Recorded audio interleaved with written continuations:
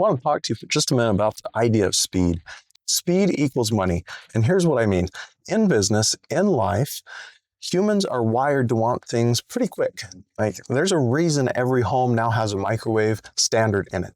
There's a reason that there's a whole section in the store dedicated to food that you just stick in that microwave.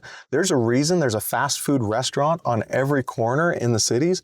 There's a reason people don't buy as much food that they actually have to prepare, like rice, potatoes, maybe wheat that you have to grind into flour. It just doesn't happen as often in society. And there's a reason for that. It's because we want things faster. We want things done. We want, as soon as we recognize the problem, we want it solved. That's the way that we're wired. It's a part of who we are as humans. Understanding that means that you can implement systems into your life and business that's going to give people that speed, which means they're going to be more willing to give you money. Now, I was talking with a guy the other day, and in his business, he runs a home services type business. And oftentimes he needs to go out to the job site to give a bid because he needs to understand the specific scope of the situation. This guy has figured out a way to get to the home quickly. Once he's in the home, he takes just a short amount of time to talk with the customer, build rapport with them, so he's not taking a ton of their time because, again, time is precious to people.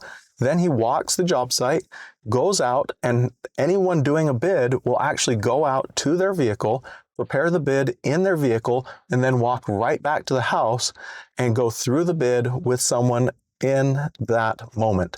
So the customer's recognized a need, they've allocated a little bit of time for it, he's respectful of their time up front, he prepares the bid, walks right back in, and shares the bid with them. Why does this help? Why is it powerful? Well, for one, that problem is front and center in the customer's mind right now. Two, the customer is going to be able to get their questions answered right away. And then while it's still fresh in their mind, he can present the actual bid to them and answer any questions that they do have. So many of his competitors will take a couple of days. They may take a couple of days from the time they get an opportunity to see the home till they're ready to even build the bid. And by then, they've forgotten a lot of the information regarding the details of the job. But more importantly, the customer's moved on a little bit since then, and that customer isn't feeling that situation as sharply, and they may not take action because they moved on to something else.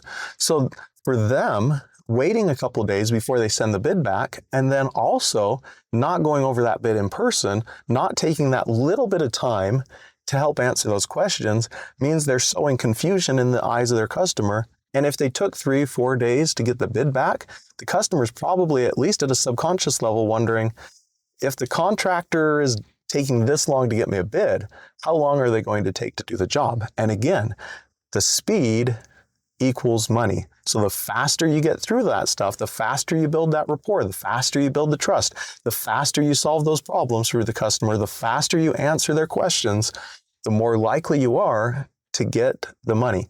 Now, I'm not telling you to be high pressure. If you've watched any of my other podcast episodes on sales, you'll know I am not a high pressure kind of guy, but I am a person who believes in quickly answering their customers' questions, getting them to a state where they have all the facts and all the information they need so they can make a decision. Now, if the customer does want more time to think about it, I'm all about being respectful of that.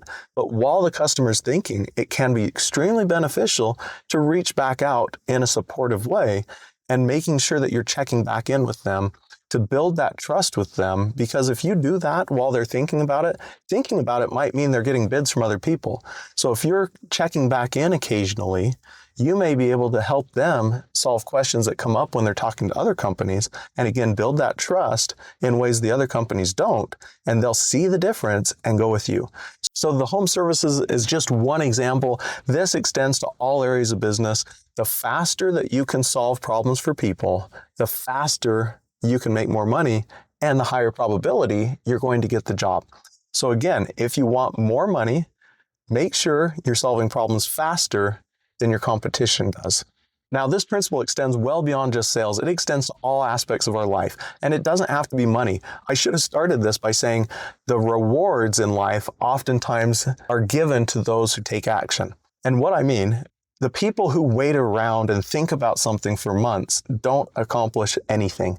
The people who take action quickly, they start moving forward. They may make a few more mistakes than the person who's sitting, but the person who's sitting is taking no action and they're making no mistakes and also making no progress. So in our own lives, regardless of what we're trying to do, and especially when we're trying something new, it's important that we take immediate action, moving towards what we think is the right direction. Because anytime we're taking action, we're moving forward. And when we move forward, we have the opportunity to adjust and pivot. Whereas someone who's sitting on the sidelines just thinking is never going to accomplish their goal. So if you're in sales, makes a ton of sense. If you're in fulfillment, the faster you can fulfill, the better. If you're in operations, the faster you can solve problems, the better.